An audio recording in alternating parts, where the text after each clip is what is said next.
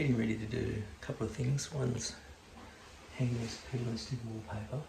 We've had all the other ones basically hanging to try and get that roll out of it. So they've been hanging for half a week maybe. And I just vacuumed the floor, and then I've gone around with a little blade to scrape up any plaster drips and paint drips. So we are going to put down a floating floor on top of this. They're wider looking boards, like you see these. These are directly on the framing. So the joists, floor joists under here are the ceiling joists of downstairs.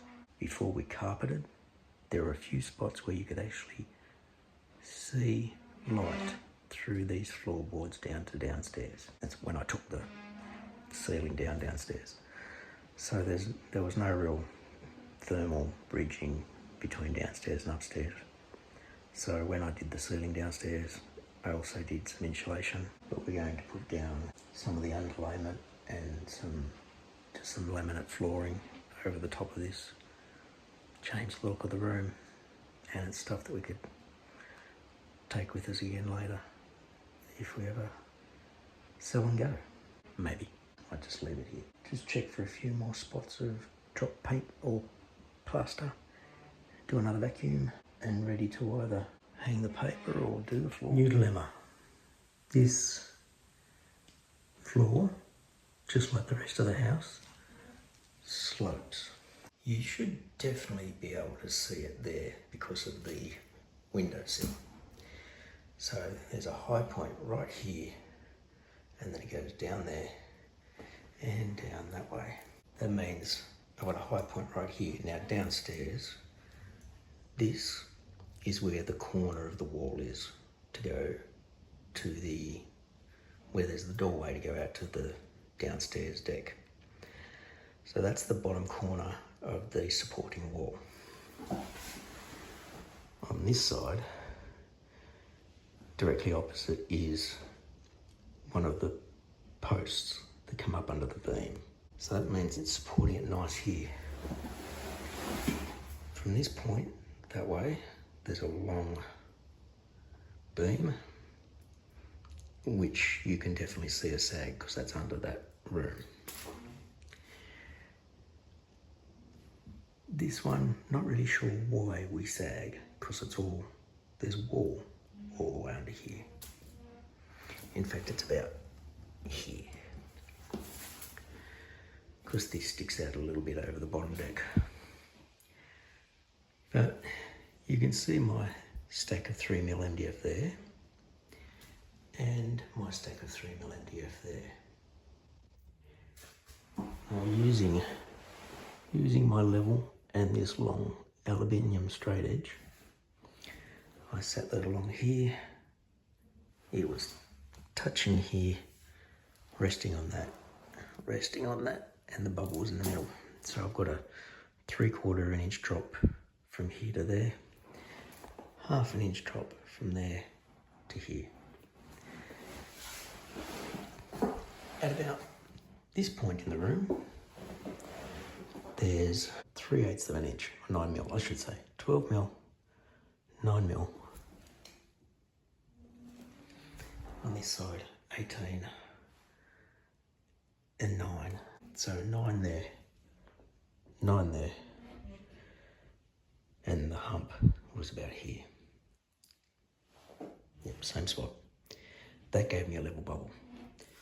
In the very corner, or the other side of the room, flat on there, there's the high point, 6mm in the corner.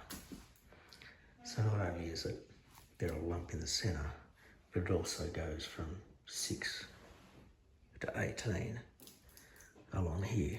You can even see a very slight dip between that corner and just here, because there's another supporting beam just over there. So my dilemma is this: do I try and pack out the floor, which is what I did downstairs? I filled the floor area using large pieces of this MDF. It almost became like a topographic map. Kitchen and lounge dining, filling the deep spots to get to the same height. And then I threw downstairs some 6mm masonite over the whole floor, so there was just this one flat surface before I put down the padding and the carpet. I haven't got enough MDF to do this whole floor. The laminate flooring will just bounce in between pieces, I believe. It's only 7mm thick. So I either get more MDF and do this whole floor, or I pull up the floorboards from the height I can. This is my thought. Cut the floorboards right here at the joist. I can put this side up, pack out the two joists so that I get level along the two joists, and then I can put the floorboards back down. Same on this opposing side.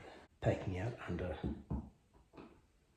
3/4 inch at least floorboards will be a more stable floor than just padding out the floor and then trying to put a floating floor on it, because with a floating floor you really don't get a lot of forgiveness. They will bounce if there's gaps. I don't want to pull the floor up, but I might have to do this room properly. Go discuss it with my wife. Filling up the floorboards is not an option. If I was doing a full tear out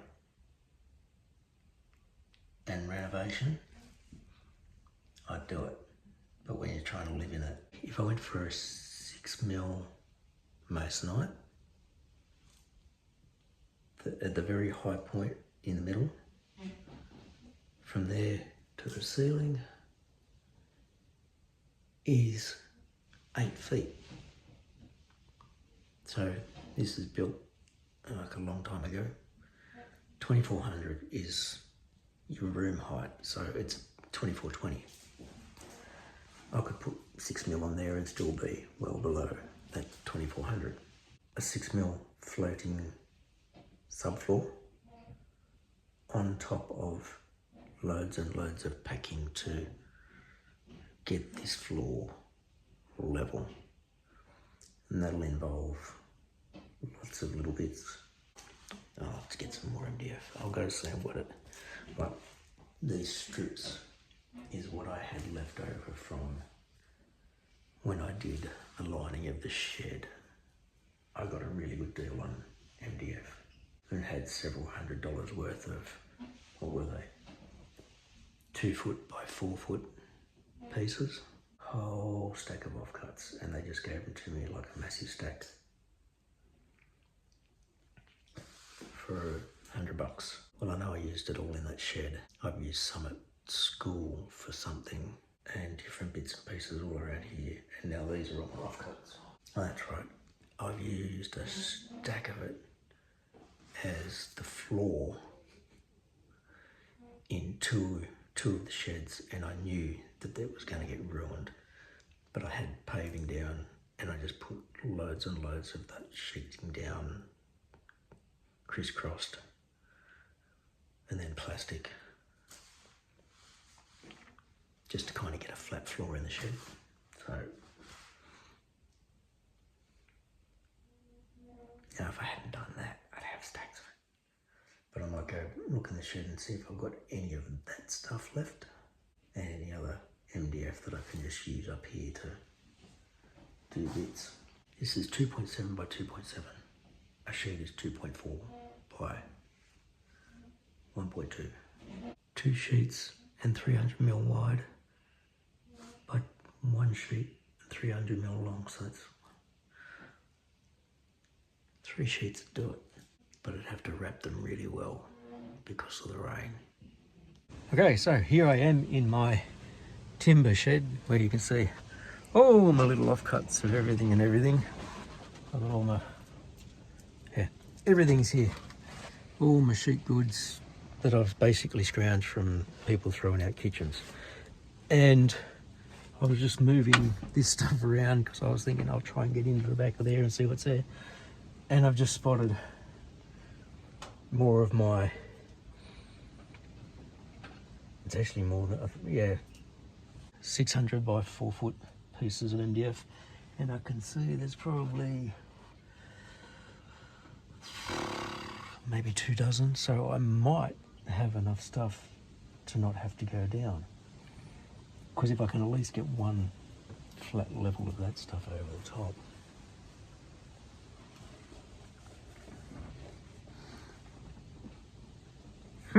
So here's the plan. After carrying stuff upstairs to check it out, I brought it down to the saw because I did take my little circular saw upstairs and I was going to be trimming stuff off, and I thought the amount of dust that's going to create up there is, yeah, it's not warranted. And I told my wife I was going to bring, she goes, why are you taking it all back downstairs? And I said, because I'm going to cut it up into strips. So what I'm going to do is, like a lot of the MDF is like this. I can get 2 3-inch or 75mm strips out of the narrowest ones. So if I just set that as my standard and cut a whole stack of stuff to 75mm, I'll be able to get a fairly evened out type of graduation between pieces. And I've even grabbed some 3/4 inch, 18, 19mm stuff to go in that very end corner, which is the deeper side, rather than stacking up 6 pieces of the MDF. And I've got some 15mm ply, some, 9mm ply. And I do have more stuff like in that shed if I really need it, and I can use all the 3mm MDF for the finer, pieces.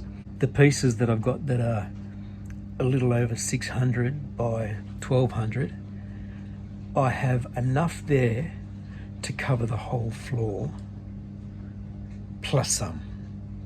So there's 1 or 2 that have a wet section, like they've puffed out on one side, where I can see that the shed's leaked, and they were the ones at the front. So I'll be able to chop those off, and I'll use those stuff for the 75mm pieces as well. So that's going to be a decent amount, enough job for this thing. I still only have a bag on the back to catch the dust, so what I might do is set the blade guard on the top as well, because that's got dust extraction as well, and throw the vacuum cleaner on that just to cut down as much dust as possible down here, wear my dust mask, and get as much as I can done. Okay, so that worked really well. I would love to have this set up properly. I had to move the saw back as far as I could here because of the stuff that's over there, because a 4-foot piece was bowing down and hitting that box. It worked. You can see there's a bit of dust, and it turns out that it wasn't that this wasn't effective, it was that it got blocked. It was basically full. It was working really well. It does suck up really well. However, having it attached to the bottom hose would probably be much more efficient. And I think having this bag has filled up a fair bit with the dust, but that's obviously not as good as having something pulling the dust out with suction. I then went to cut up this 6mm piece, but being this far back now, fridge is in the way, so I couldn't cut it. So I'm taking all this stuff upstairs. I've already taken some up, including the 3/4 inch stuff, the 12mm stuff, the whatever other stuff I had to try and start setting this out. I might come back and move this back that way to cut this 6mm stuff, because that'll help with not having to use so much of this and being able to use this for sort of the graduations a bit better. So here is the result of doing this stuff. Got a lot more strips than I needed. Like along here, I probably could have put them a lot closer together, but in testing out even just on here, just a laminate floorboard going this way along it, there was no flex in the board. Even down here where the gaps are a lot deeper, there was no flex on the board. Now this whole area, wall to wall, you can see I'm standing on the high point. It will have the 3mm MDF sheets all over it, which are 2 foot by 4 foot each. So I'm going to go take this stuff down, bring those up, and start on that. Now you can see this big aluminium extrusion here, 8 foot long. That's what I use to check the floor, and I've used that before in the kitchen and stuff. I just sit my level on top, put it right across as far as it'll go, and rock it on the high point until the bubble is in the center, and then I'll sort of pack out each end. That'll hold it still, and then start sliding all these pieces under just to basically fill in the gap as best I can. Now you can see where it's sort of jumping and dropping along here. Even with these decreases, it's usually less than about 2mm, because a 3mm piece won't slide underneath. And once you've got a large piece over the top, that doesn't get noticed. But I'll get on with that now. There we go. All the leftovers stacked up in the shed with all my other leftovers of everything else, because you never know when you might need them. Such as this. 4 sheets down, and quite luckily the end of the sheet lands on this third thing out from the wall, so there's a firm nailing spot between the boards, and I want to try and keep these lined up in the center. Now to do this one, I had to trim off a bit on that one because the wall actually came this way a little bit, so I had to take some off here, not much off there. Lining this one up, it's not too bad here, but it obviously isn't lining up here, so I'm going to line this off, cut it, flip it over so that it's against the wall, so I've got a clean edge against here.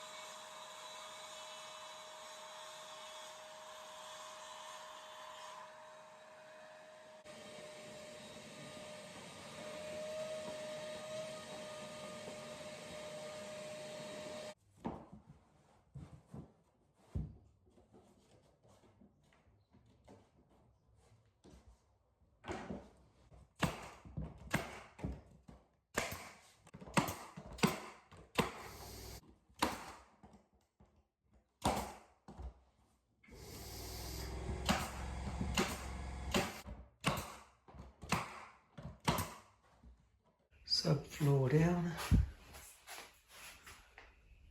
Being that it's only the 3mm MDF, you can feel the little undulations a little bit in certain spots. But once we get the underlay down on it, and my wife's actually bought a sound deadening underlay. She got online today and saw it, and also bought some different floating floorboards that are 9.5mm thick. So and they have the sound deadening underneath them as well. So with the underlay, sound deadening and moisture stopping, and then 9.5mm floorboards on top, this will be a less echoey room and won't be so noisy downstairs, being floorboards. I'll have to shorten the door because at the moment it's just well, it's perfect height for this floor, but we need to,